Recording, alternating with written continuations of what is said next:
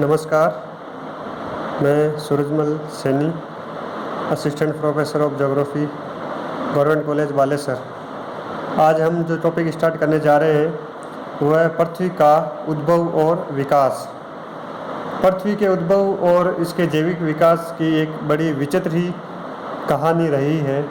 हम हमारे भारतीय वेद पुराणों में सुनते आए हैं कि पृथ्वी और ब्रह्मांड की उत्पत्ति विष्णु और ब्रह्मा के विभिन्न अंगों से हुई है, लेकिन इस वैज्ञानिक युग में इन धारणाओं का विभिन्न तथ्यों से खंडन किया गया है। पृथ्वी की उत्पत्ति और इसके भूवैज्ञानिक काल के बारे में इसके चट्टानों का विश्लेषण करके पता लगाया जा सकता है। पृथ्वी के उद्भव और विकास की जानकारी प्राप्त करने में फॉसिल्स जो जैव अवशेष होते हैं उसका बहुत ही बड़ा महत्वपूर्ण योगदान रहा है।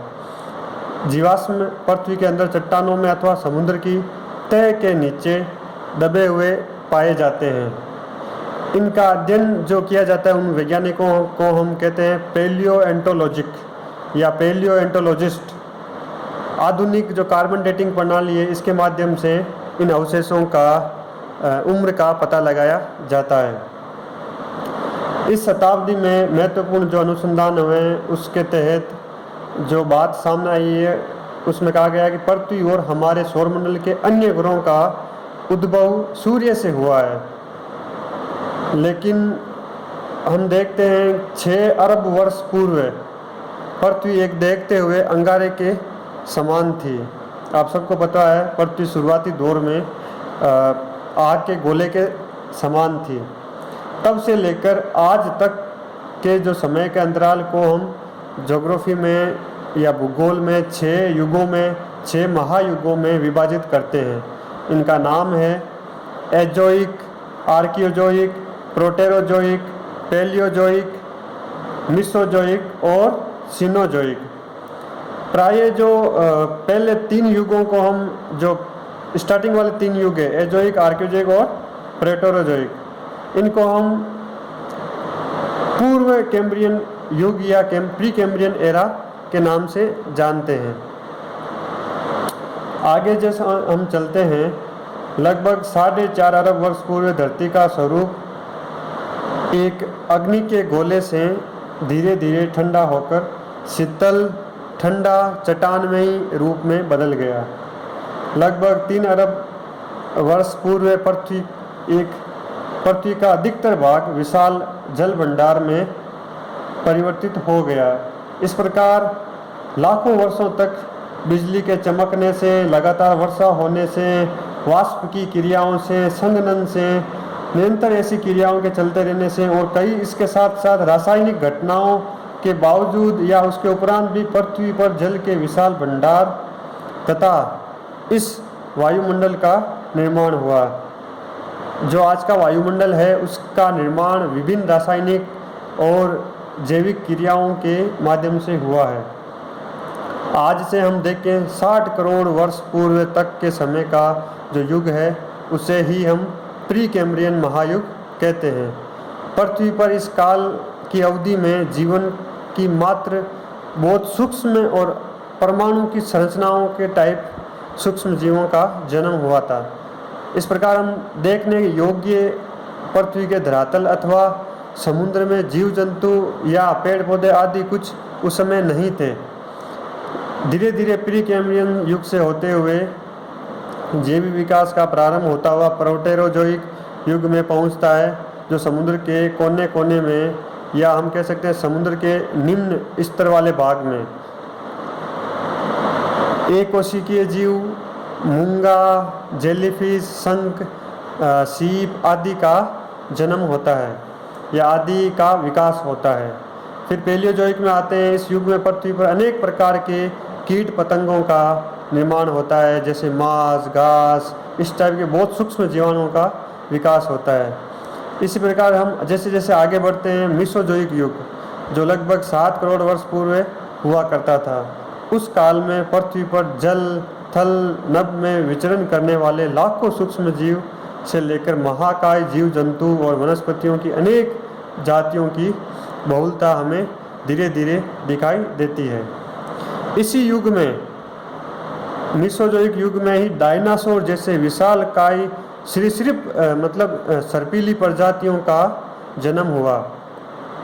खाने तथा स्थान की उत्तम प्रचुरता के कारण इनकी संख्या में उस समय बहुत ही वृद्धि होती गई।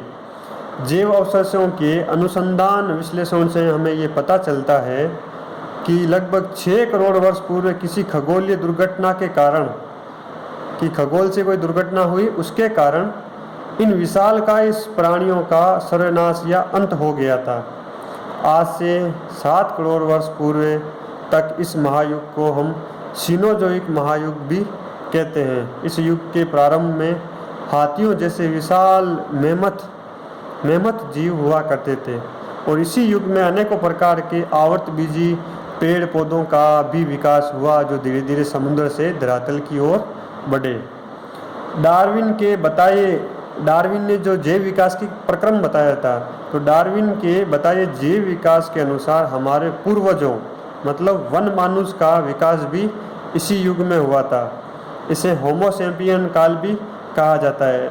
इस प्रकार विकास का जो क्रम था वो लाखों वर्षों की अवधि में चलते हुए धीरे धीरे वन मानुषों से मानव के विकास की कहानी प्रारंभ हुई और फलस्वरूप आज की दुनिया का जो प्राणी है वो समुद्र के निम्न तल से लेकर वर्तमान के वैज्ञानिक युग तक, हम कह सकते हैं चंद्रमा और मंगल ग्रह तक पहुंच चुका है।